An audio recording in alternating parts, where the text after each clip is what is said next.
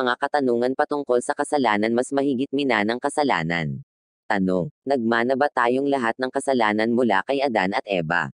Sagot, oo, lahat ng tao ay nagmana ng kasalanan mula kay Adan at Eva.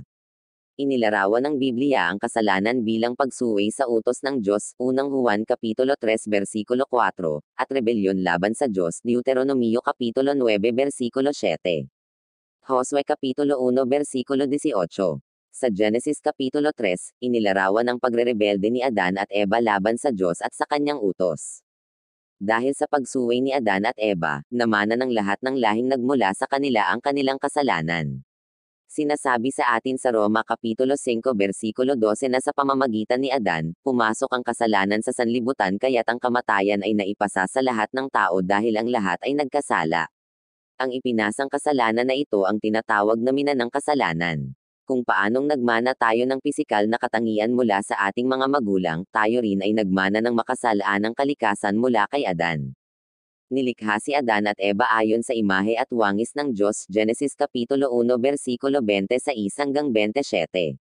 9:6. Sa ganitong paraan, tayo ay nilikha rin naman sa imahe at wangis ni Adan, Genesis Kapitulo 5 versikulo 3. Nang bumagsak si Adan sa kasalanan, ang resulta noon ay nahawa ang lahat ng taong nanggaling sa kanya ng kanyang kasalanan. Naghimutok si David dahil sa katotohanan ito sa isa sa kanyang mga awit, ako'y masama na buhat ng iluwal, makasalanan na ng ako'y isilang, awit Kapitulo 51 versikulo 5. Hindi ito nangangahulugan na ipinaglihi siya ng kanyang ina mula sa isang makasalaanang relasyon, sa halip, nagmana din ng kanyang magulang ng makasalaanang kalikasan sa kanyang mga magulang, at ang kanyang mga magulang sa kanilang mga magulang. Nagmana si David ng kasalanan mula sa kanyang mga magulang, gaya din naman nating lahat. Kahit na gustuhin nating mamuhay ng isang makatuwirang buhay, makasalanan pa rin tayo dahilan sa ating minanang kasalanan. Ang pagkasilang sa atin bilang mga makasalanan ang dahilan kung bakit tayo makasalanan. Pansinin ang progreso ng Roma Kapitulo 5 versikulo 12, pumasok ang kasalanan sa sanlibutan sa pamamagitan ni Adan, pagkatapos nagbunga ng kamatayan ang kasalanan at ang kamatayan ay kumalat sa lahat ng tao. Ang lahat ng tao ay nagkasala dahil nagmana sila ng kasalanan kay Adan.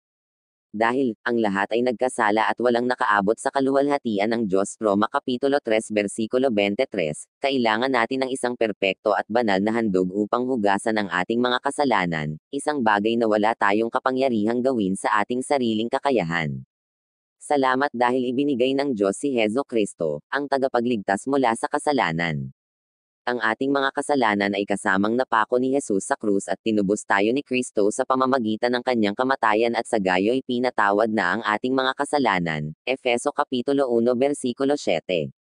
Ang Diyos sa kanyang walang hanggang karunungan ay nagkaloob ng lunas para sa ating minanang kasalanan at ang lunas ay sapat para sa lahat. Dapat ninyong malaman, mga kapatid, na ipinang-aral sa inyo na ang kapatawaran ng kasalanan ay sa pamamagitan ni Jesus. Gawa Kapitulo 13 versikulo 38.